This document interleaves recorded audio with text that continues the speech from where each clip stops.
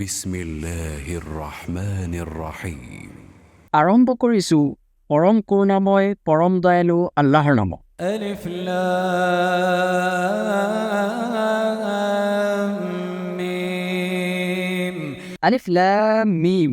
غلبت الروم ইমানসকল পৰাজিত হৈছে في أدنى الأرض وهم من بعد غلبهم سيغلبون নিকটৱৰ্তী অঞ্চলত, কিন্তু সিহঁতৰ এই পৰাজয়ৰ পিছত শীঘ্ৰেই বিজয়ী হ'ব। في بضع سنين لله الأمر من قبل ومن بعد ويومئذ يفرح المؤمنون بنصر الله ينصر من يشاء وهو العزيز الرحيم কিছু বছৰৰ ভিতৰতেই আগৰ আৰু পিছৰ সকলো ফয়চলা আল্লাহৰে, আৰু সেইদিনা মুমিনসকল আনন্দিত হ'ব। আল্লাহৰ সহায়ত তেওঁ যাক ইচ্ছা কৰে সহায় কৰে, আৰু তেওঁই প্ৰবল পৰাক্ৰমী পৰম দয়ালু। وعد الله لا يخلف الله وعده ولكن أكثر الناس لا يعلمون এইটো আল্লাহৰে প্ৰতিশ্ৰুতি। আল্লাহে তেওঁৰ প্ৰতিশ্ৰুতিৰ ব্যতিক্ৰম নকৰে, কিন্তু অধিকাংশ মানুহেই নাজানে। يعلمون ظاهرا من الحياة الدنيا وهم عن الآخرة هم غافلون সিহঁতে পাৰ্থিৱ জীৱনৰ বাহ্যিক দিশ সম্পৰ্কে অৱগত, আৰু আখিৰাত সম্পৰ্কে সিহঁত উদাসীন। أولم يتفكروا في أنفسهم ما خلق الله السماوات والأرض وما بينهما إلا بالحق وأجل مسمى সিহঁতে নিজৰ অন্তৰত ভাবি নাচায় নেকি আল্লাহে আকাশসমূহ, পৃথিৱী আৰু এই দুয়োৰে মাজত থকা সকলো বস্তু সৃষ্টি কৰিছে যথাযথভাৱে আৰু এটা নিৰ্দিষ্ট সময়ৰ বাবে। وإن كثيرا من الناس بلقاء ربهم لكافرون নিশ্চয় মানুহৰ মাজত বহুতেই নিজ প্ৰতিপালকৰ সাক্ষাৎ সম্পৰ্কে অবিশ্বাসী। أولم يسيروا في الأرض فينظروا كيف كان عاقبة الذين من قبلهم সিহঁতে পৃথিৱীত ভ্ৰমণ কৰা নাই নে? তেতিয়াই সিহঁতে দেখিলেহেঁতেন যে সিহঁতৰ পূৰ্বৱৰ্তীসকলৰ কি ৰখা হৈছিল। শক্তিত সিহঁত আছিল ইহঁততকৈ প্ৰবল। সিহঁতে মাটি চহাইছিল, كانوا أشد منهم قوة وأثاروا الأرض وعمروها أكثر مما عمروها আৰু ইহঁতে যিমান নিৰ্মাণ কৰিছে তাতকৈ অধিক নিৰ্মাণ সিহঁতে কৰিছিল। সিহঁতৰ ওচৰলৈ সিহঁতৰ ৰাছুলসকলে সুস্পষ্ট প্ৰমাণ হোৱা আহিছিল।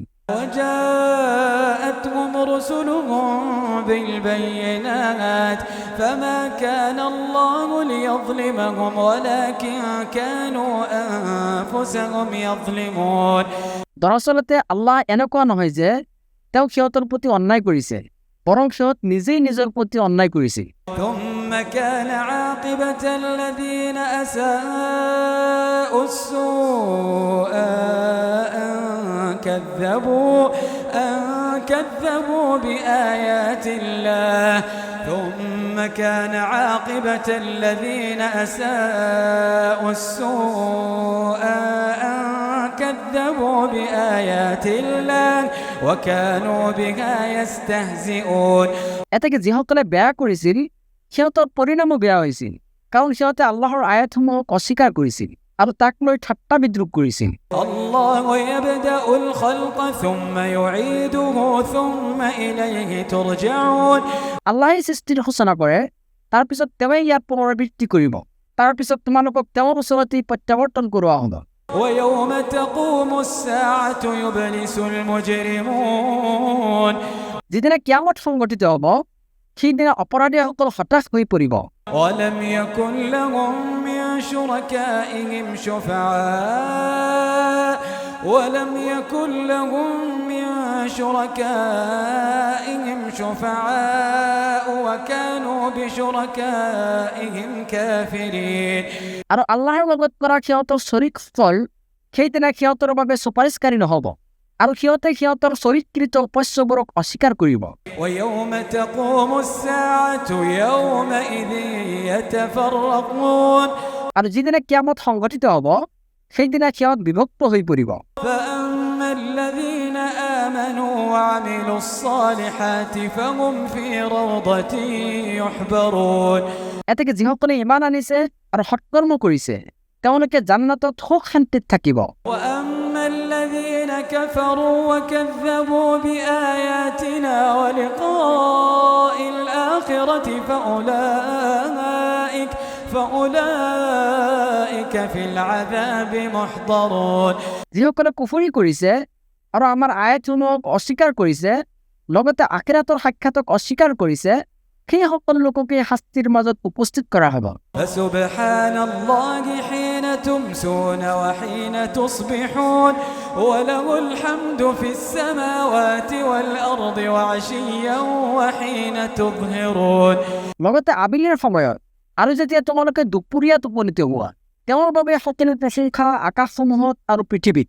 এতেকে তোমালোকে আল্লাহৰ পবিত্ৰতা আৰু মহিমা ঘোষণা কৰা যেতিয়া তোমালোকে সন্ধ্যা টোপনিত হোৱা আৰু পুৱাৰ ভাগত টোপনিত হোৱা। يخرج الحي من الميت ويخرج الميت من الحي ويحيي الأرض بعد موتها وكذلك تخرجون তেওঁৱে নিৰ্জীৱৰ পৰা সজীৱ উলিয়ায় আৰু তেওঁৱে জীৱিতৰ পৰা মৃতক উলিয়াই আনে। তেওঁৱে ভূমিক তাৰ মৃত্যুৰ পিছত আকৌ পুনৰুজ্জীৱিত কৰে। এইদৰে তোমালোককো উলিয়াই অনা হ'ব।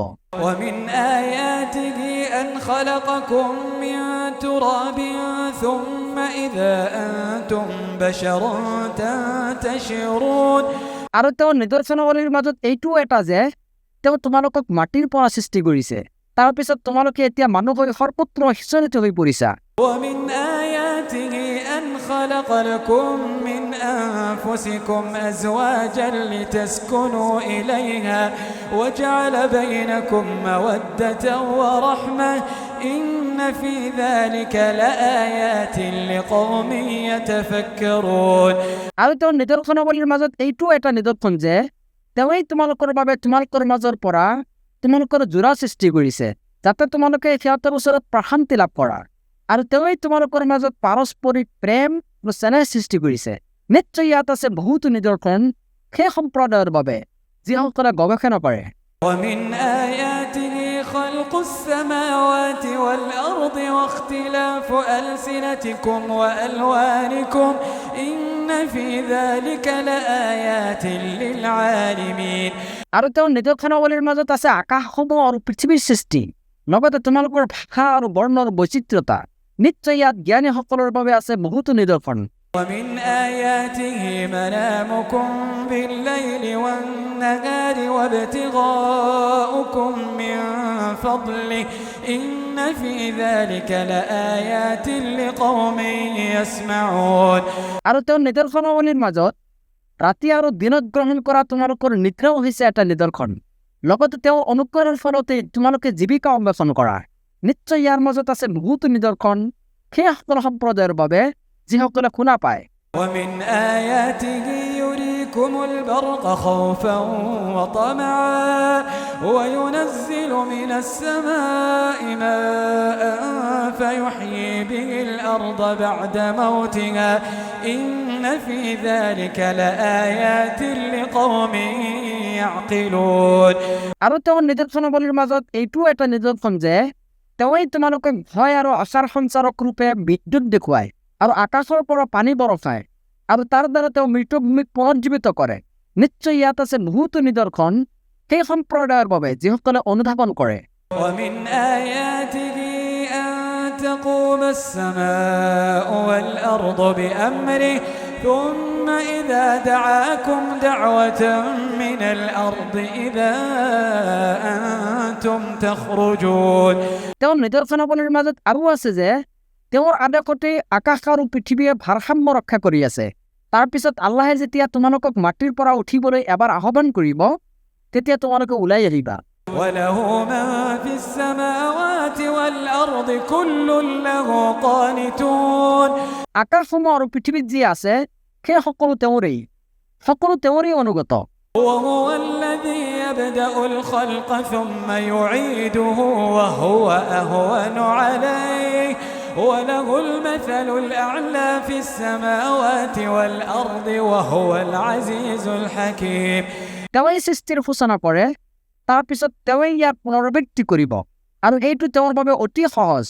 আকাশসমূহ আৰু পৃথিৱীত সৰ্বোচ্চ গুণাগুণ তেওঁৰেই আৰু তেওঁৱেই পৰাক্ৰমশালী প্ৰজ্ঞাময়। ضرب لكم مثلا من أنفسكم هل لكم مما ملكت أيمانكم من شركاء فيما رزقناكم فأنتم فيه سواء تخافونهم كخيفتكم أنفسكم আল্লাহে তোমালোকৰ বাবে তোমালোকৰ মাজত পৰাই এটা উপমা দাঙি ধৰিছে। কোৱাচোন, আমি তোমালোকক যি জীৱিকা দান কৰিছো তাক তোমালোকৰ অধিকাৰভুক্ত দাস-দাসীসকলৰ কোনোবা অংশীদাৰ আছেনে? এতেকে তোমালোকে এই ক্ষেত্ৰত সমান নে? তোমালোকে সিহঁতক সেইদৰে ভয় কৰা নেকি যিদৰে তোমালোকে পৰস্পৰক ভয় কৰা? كذلك نفصل الآيات لقوم يعقلون এইদৰে আমি নিদৰ্শনাৱলীসমূহ বিস্তাৰিতভাৱে বৰ্ণনা কৰোঁ সেই সম্প্ৰদায়ৰ বাবে যিসকলে অনুধাৱন কৰে। بل اتبع الذين ظلموا أهواءهم بغير علم فمن يهدي من أضل الله وما لهم من ناصرين বৰং জালিমসকলে অজ্ঞাতবশতঃ সিহঁতৰ নিজৰ কামনা বাসনাৰ অনুসৰণ কৰে। এতেকে আল্লাহে যাক পথভ্ৰষ্ট কৰিছে তাক কোনে হিদায়ত দিব পাৰিব? আৰু সিহঁতৰ কোনো সহায়কাৰীও নাই। فأقم وجهك للدين حنيفا فطرة الله التي فطر الناس عليها لا تبديل لخلق الله ذلك الدين القيم ولكن أكثر الناس لا يعلمون এতেকে তুমি একনিষ্ঠ হৈ নিজৰ মুখমণ্ডলক দিনৰ ওপৰত প্ৰতিষ্ঠিত ৰখা। সেইটো হৈছে আল্লাহৰ ফিতৰত অৰ্থাৎ স্বাভাৱিক ৰীতি বা দিন ইছলাম, যাৰ ওপৰত চলাৰ উপযুক্ত কৰি তেওঁ মানুহক সৃষ্টি কৰিছে। আল্লাহৰ সৃষ্টিৰ কোনো পৰিৱৰ্তন নাই। এইটোৱে হৈছে সুপ্ৰতিষ্ঠিত দিন, কিন্তু অধিকাংশ মানুহেই সেয়া নাজানে। منيبين إليه واتقوه وأقيموا الصلاة ولا تكونوا من المشركين তোমালোকে বিশুদ্ধ চিত্তে তেওঁৰে অভিমুখী হোৱা, কেৱল তেওঁৰে তাকৱা অৱলম্বন কৰা আৰু সালাত কায়েম কৰা, লগতে মুশ্ৰিকসকলৰ অন্তৰ্ভুক্ত নহবা। من الذين فرقوا دينهم وكانوا شيعا كل حزب بما لديهم فرحون যিসকলে নিজৰ দিনক বিভক্ত কৰিছে আৰু বিভিন্ন দলত পৰিণত হৈছে সিহঁতৰ অন্তৰ্ভুক্ত নহবা। প্ৰত্যেক দলেই সিহঁতৰ ওচৰত যি আছে সেইটোক লৈ উৎফুল্লিত। وإذا مس الناس ضرا دعوا ربهم منيبين إليه ثم إذا أذاقهم منه رحمة إذا فريق منهم بربهم يشركون আৰু মানুহক যেতিয়া দুৰ্দন্যই স্পৰ্শ কৰে তেতিয়া সিহঁতে নিজ প্ৰতিপালকৰ প্ৰতি বিনীতভাৱে উঠি আহে, কেৱল তেওঁকেই আহ্বান কৰে। তাৰপিছত যেতিয়া তেওঁ সিহঁতক নিজ অনুগ্ৰহৰ সোৱাদ ল'বলৈ দিয়ে তেতিয়া সিহঁতৰ এটা দলে নিজ প্ৰতিপালকৰ লগত চিৰিক কৰে। ليكفروا بما آتيناهم فتمتعوا فسوف تعلمون এইদৰে আমি সিহঁতক যি প্ৰদান কৰিছো তাৰ প্ৰতি সিহঁতে অকৃতজ্ঞ হয়। এতেকে তোমালোকে ভোগ কৰি লোৱা, শীঘ্ৰেই তোমালোকে জানিব পাৰিবা ইয়াৰ পৰিণাম কি হ'ব। أم أنزلنا عليهم سلطانا فهو يتكلم بما كانوا به يشركون আমি সিহঁতৰ ওচৰলৈ এনেকুৱা কোনো প্ৰমাণ অৱতীৰ্ণ কৰিছো নেকি দ্বিতীয় সিহঁতক চিৰিক কৰিবলৈ কয়? وإذا أذقنا الناس رحمة فرحوا بها وإن تصبهم سيئة بما قدمت أيديهم إذا هم يقنطون আৰু যেতিয়া আমি মানুহক ৰহমতৰ সোৱাদ ল'বলৈ দিওঁ তেতিয়া সিহঁতে সেইটোক লৈ উৎফুল্লিত হয়, আৰু যদি সিহঁতৰ কৃতকৰ্মৰ ফলত কোনো অনিষ্ট সাধন হয় তেন্তে সিহঁত নিৰাশ হৈ পৰে। أولم يروا أن الله يبسط الرزق لمن يشاء ويقدر إن في ذلك لآيات لقوم يؤمنون সিহঁতে লক্ষ্য কৰা নাইনে যে আল্লাহে যাক ইচ্ছা কৰে তাৰ জীৱিকা প্ৰশস্ত কৰি দিয়ে অথবা সংকুচিত কৰি দিয়ে? নিশ্চয় ইয়াত বহুতো নিদৰ্শন আছে সেই সম্প্ৰদায়ৰ বাবে যিসকলে ইমান পোষণ কৰে। فآت ذا القربى حقه والمسكين وابن السبيل ذلك خير للذين يريدون وجه الله وأولئك هم المفلحون এতেকে আত্মীয় স্বজনক সিহঁতৰ প্ৰাপ্য প্ৰদান কৰা, লগতে মিস্কিন আৰু মুছাফিৰসকলকো যিসকলে আল্লাহৰ সন্তুষ্টি কামনা কৰে তেওঁলোকৰ বাবে এইটো অতি উত্তম আৰু তেওঁলোকে হৈছে সাফল্যমণ্ডিত। وما آتيتم من ربا ليربو في أموال الناس فلا يربو عند الله وما آتيتم من زكاة تريدون وجه الله فأولئك هم المضعفون আর মানবের সম্পদ বৃদ্ধি পাব বুলি তোমালোকে যি সুদ প্ৰদান কৰা আল্লাহৰ দৃষ্টিত কিন্তু সেয়া ধন সম্পদ বৃদ্ধি নকৰে আনহাতে আল্লাহৰ সন্তুষ্টি লাভৰ বাবে তোমালোকে যি জাকাত প্ৰদান কৰা সেইটোৱে সম্পদ বৃদ্ধি কৰে এতেকে তেওঁলোকেহে প্ৰকৃত সমৃদ্ধশালী الله الذي خلقكم ثم رزقكم ثم يميتكم ثم يحييكم هل من شركائكم من يفعل من ذلكم من شيء سبحانه وتعالى عما يشركون আল্লাহে সেই সত্তা যেতেনে তোমালোকক সৃষ্টি কৰিছে তাৰ পিছত তোমালোকক জীৱিকা দান কৰিছে তেওঁই তোমালোকৰ মৃত্যু ঘটাব তাৰ পিছত তেওঁই তোমালোকক আকৌ জীৱিত কৰিব তোমালোকে অংশী কৰাবিলাকৰ মাজত এনেকুৱা কোনোবা আছে নেকি যিজনে এইবোৰৰ কিবা এটা কৰিব পাৰে সিহঁতে যিবোৰ অংশী কৰে তেওঁ সেইবোৰৰ পৰা পবিত্ৰ মহিমাময় আৰু অতি উৰ্ধত ظهر الفساد في البر والبحر بما كسبت أيدي الناس ليذيقهم بعض الذي عملوا لعلهم يرجعون মানুহৰ কৃতকৰ্মৰ ফলতেই স্থলত আৰু সাগৰত বিপৰ্যয় দেখা দিছে ফলত তেওঁ সিহঁতৰ কিছুমান কামৰ শাস্তি আস্বাদন কৰায় যাতে সিহঁতে সৎ পথলৈ উভতি আহে قل سيروا في الأرض فانظروا كيف كان عاقبة الذين من قبل كان أكثرهم مشركين কোৱা তোমালোকে পৃথিৱীত ভ্ৰমণ কৰা আৰু চোৱা পূৰ্বৱৰ্তীসকলৰ পৰিণাম কি হৈছিল সিহঁতৰ অধিকাংশই আছিল মুশ্ৰিক فأقم وجهك للدين القيم من قبل أن يأتي يوم لا مرد له من الله يومئذ يصدعون এতেকে তুমি আল্লাহৰ তৰফৰ পৰা সেই দিন অহাৰ পূৰ্বেই ফাৰৰ সঠিক দিনৰ ওপৰত নিজকে প্ৰতিষ্ঠিত ৰখা দ্বিতীয় দিন অনিবাৰ্য সেইদিনা মানুহ বিভক্ত হৈ পৰিব من كفر فعليه كفره ومن عمل صالحا فلأنفسهم يمهدون যিয়ে কুফৰি কৰে কুফৰিৰ শাস্তি তাৰে প্ৰাপ্য আৰু যিসকলে সৎকৰ্ম কৰে তেওঁলোকে নিজৰ বাবে ৰচনা কৰে খুব সজ্জা ليجزي الذين آمنوا وعملوا الصالحات من فضله إنه لا يحب الكافرين কাৰণ যিসকলে ইমান আনিছে আৰু সৎকৰ্ম কৰিছে আল্লাহে তেওঁলোকক নিজ অনুগ্ৰহেৰে পুৰস্কৃত কৰিব নিশ্চয় তেওঁ কাফিৰসকলক পছন্দ নকৰে ومن آياته أن يرسل الرياح مبشرات وليذيقكم من رحمته ولتجري الفلك بأمره ولتبتغوا من فضله ولعلكم تشكرون আৰু তেওঁ নিদৰ্শনসমূহৰ মাজত এইটো এটা নিদৰ্শন যে তেওঁই বৰষুণৰ পূৰ্বে সুসংবাদবাহী ৰূপে বতাহ প্ৰেৰণ কৰে যাতে তোমালোকক তেওঁৰ কিছুমান ৰহমত আস্বাদন কৰিব পাৰে লগতে যাতে তেওঁৰ নিৰ্দেশত নৌযানসমূহক চলাচল কৰিব পাৰে আৰু যাতে তোমালোকে তেওঁৰ অনুগ্ৰহ সন্ধান কৰিব পাৰা লগতে যাতে তোমালোকে কৃতজ্ঞ হোৱা ولقد أرسلنا من قبلك رسلا إلى قومهم فجاءوهم بالبينات فانتقمنا من الذين أجرموا وكان حقا علينا نصر المؤمنين নিশ্চয় আমি তোমাৰ পূৰ্বে ৰাসূলসকলক তেওঁলোকৰ নিজ নিজ সম্প্ৰদায়ৰ ওচৰলৈ প্ৰেৰণ কৰিছিলোঁ এতেকে তেওঁলোকে সিহঁতৰ ওচৰলৈ সুস্পষ্ট প্ৰমাণাদি লৈ আহিছিল ফলত আমি অপৰাধীবিলাকৰ পৰা প্ৰতিশোধ লৈছিলোঁ আমাৰ দায়িত্ব কেৱল মুমিনসকলক সহায় কৰা الله الذي يرسل الرياح فتثير سحابا فيبسطه في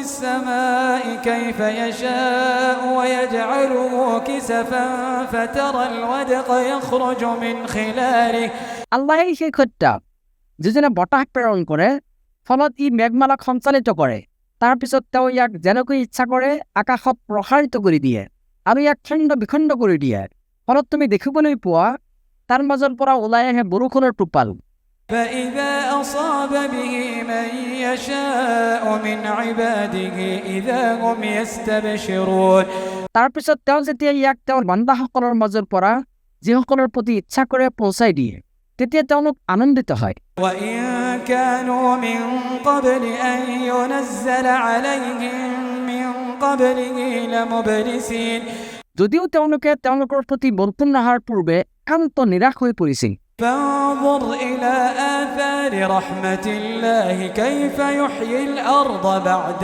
موتها إن ذلك لمحيي الموتى وهو على كل شيء قدير। এতেকে তুমি আল্লাহৰ অনুগ্ৰহেৰ শ্ৰেণী সম্পৰ্কে চিন্তা কৰা, কিদৰে তেওঁ মৃত ভূমিক পুনৰুজ্জীৱিত কৰে। নিশ্চয় এইদৰে আল্লাহে মৃতক জীৱিত কৰিব আৰু তেওঁ সকলো বস্তুৰ ওপৰত ক্ষমতাৱান। ولئن أرسلنا ريحا فرأوه مصفرا لظلوا من بعده يكفرون। আৰু যদি আমি এনেকুৱা বতাহ প্ৰেৰণ কৰোঁ যাৰ ফলত সিহঁতে দেখিবলৈ পায় যে শস্য হালধীয়া ৰং ধাৰণ কৰিছে, তেতিয়া সিহঁত অকৃতজ্ঞ হৈ পৰে। فإنك لا تسمع الموتى ولا تسمع الصم الدعاء إذا ولوا مدبرين। এতেকে নিশ্চয় তুমি মৃতক শুনাব নোৱাৰিবা আৰু বধিৰকো শুনাব নোৱাৰিবা যেতিয়া সিহঁত পৃষ্ঠ প্ৰদৰ্শন কৰি গুচি যায়। وما أنت بهاد العمي عن ضلالتهم إن تسمع إلا من يؤمن بآياتنا فهم مسلمون। আৰু তুমি অন্ধবিলাককো সিহঁতৰ পথভ্ৰষ্টতাৰ পৰা হৃদায়তলৈ আনিব নোৱাৰিবা। যিসকলে আমাৰ আয়াতসমূহৰ প্ৰতি ইমান পোষণ কৰে, কেৱল তেওঁলোককেই তুমি শুনাব পাৰিবা, কাৰণ তেওঁলোকেই আত্মসমৰ্পণকাৰী। الله الذي خلقكم من ضعف ثم جعل من بعد ضعف قوة ثم جعل من بعد قوة ضعفا وشيبة يخلق ما يشاء وهو العليم القدير। আল্লাহেই সেই সত্তা যিজনে তোমালোকক সৃষ্টি কৰে দুৰ্বল ৰূপে আৰু তেওঁই দুৰ্বলতাৰ পিছত শক্তি দান কৰে, শক্তিৰ পিছত আকৌ দুৰ্বলতা আৰু বাৰ্ধক্য দিয়ে। তেওঁ যি ইচ্ছা কৰে সেইটোৱে সৃষ্টি কৰে আৰু তেওঁই সৰ্বজ্ঞ সৰ্বশক্তিমান। ويوم تقوم الساعة يقسم المجرمون ما لبثوا غير ساعة كذلك كانوا يؤفكون। আৰু যিদিনা কিয়ামত সংঘটিত হ'ব, সেইদিনা অপৰাধীবিলাকে শপত খাই ক'ব যে সিহঁতে পৃথিৱীত এটা মুহূৰ্তৰ বেছি সময় অৱস্থান কৰা নাছিল, এইদৰে সিহঁতে পথভ্ৰষ্ট হৈছিল। وقال الذين أوتوا العلم والإيمان لقد لبثتم في كتاب الله إلى يوم البعث فهذا يوم البعث ولكنكم كنتم لا تعلمون। আনহাতে যিসকলক জ্ঞান আৰু ইমান দিয়া হৈছে তেওঁলোকে ক'ব, নিশ্চয় তোমালোকে আল্লাহৰ লিখিত ম্যাদ অনুযায়ী পুনৰুত্থান দিৱসলৈকে অৱস্থান কৰিছা। এতেকে এইটোৱে হৈছে পুনৰুত্থান দিৱস, কিন্তু তোমালোকে জনা নাছিলা। يومئذ لا ينفع الذين ظلموا معذرتهم ولا هم يستعتبون। এতেকে যিসকলে অন্যায় কৰিছে সেইদিনা সিহঁতৰ ওজৰ আপত্তি সিহঁতৰ কোনো কামত নাহিব আৰু সিহঁতক তিৰস্কৃত হোৱাৰ মাধ্যমত আল্লাহৰ সন্তুষ্টি লাভৰ সুযোগো দিয়া নহ'ব। ولقد ضربنا للناس في هذا القرآن من كل مثل ولئن جئتهم بآية ليقولن الذين كفروا إن أنتم إلا مبطلون। আৰু নিশ্চয় আমি এই কোৰাণত মানুহৰ বাবে সকলো ধৰণৰ দৃষ্টান্ত দাঙি ধৰিছোঁ।